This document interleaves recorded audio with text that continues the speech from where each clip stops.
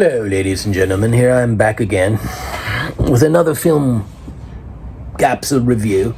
My feet are sweating. Sorry, TMI. This is Thomas Rusbazar with the Poet Warriors. Back at you, the Bays. And today since we're on a Paul Thomas Anderson kick, today we're going to be discussing Boogie Nights. Yeah, disco porn. Disco and porn, what a great combination. Who can beat it? I remember watching this film in New York City as a struggling actor myself. And I went with a buddy, another struggling actor, and we saw it. He wasn't a big fan, I don't think. I freaking loved it. Paul Thomas Anderson, one of the great directors of our time, of any time. I mean, heck, if you can do There Will Be Blood and Boogie Nights, and that's it, you're good, man. You're good, you're golden.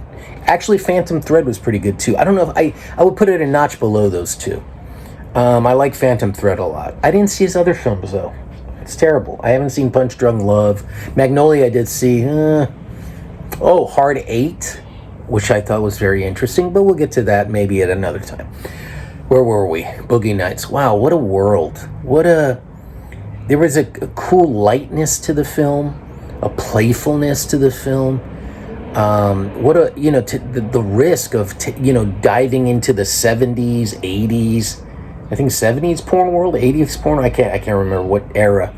No, I guess it was disco, time of 80s, then into the 70s into the 80s. That's when I think things changed in the film, from the playfulness and the drugs and the fun times, the recreational drugs, the pool parties, into the 80s where it got kind of dark.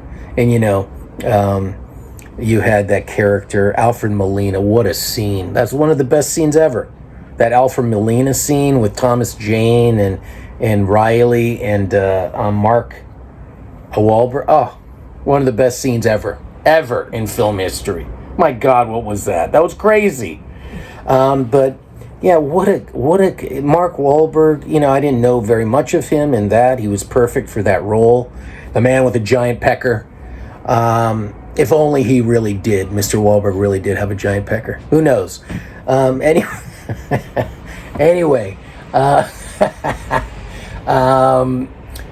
great. What a cast. Don Cheadle, Julianne Moore. Who's it? Riley, John C. Riley. The gentleman. Burt Reynolds. Burt Reynolds was amazing in that film. I heard he hated doing it, but he was amazing in that film. Philip Seymour Hoffman. My God, what a character.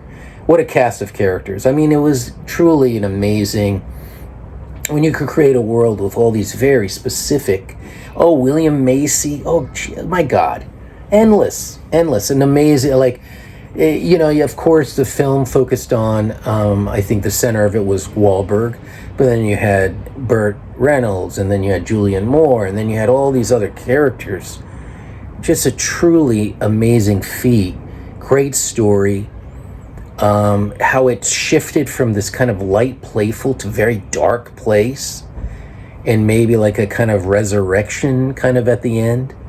A little bit, I don't have the words for that right now. This kind of redemption, if you will. But yeah, it took me by surprise. It went from that. I was just so like, I guess the film had to do that, right? Because it was just fun and playful, and it worked on that level. I don't think it would have been the film that it is. It went to this very dark place, that bridge of the Alfred Molina scene with the selling the dope or whatever. Whoa. Well, or maybe that was what that shifted. Maybe that was the kind of the climax of Wahlberg's character saying, I hit rock bottom, right? Anyway, Boogie Nights, what a film. One of the great films, along with There Will Be Blood. If you haven't watched it, I'm sure you have, but if you haven't, my God, what a modern masterpiece. Yeah, without a doubt. Watch it, please. Tasty.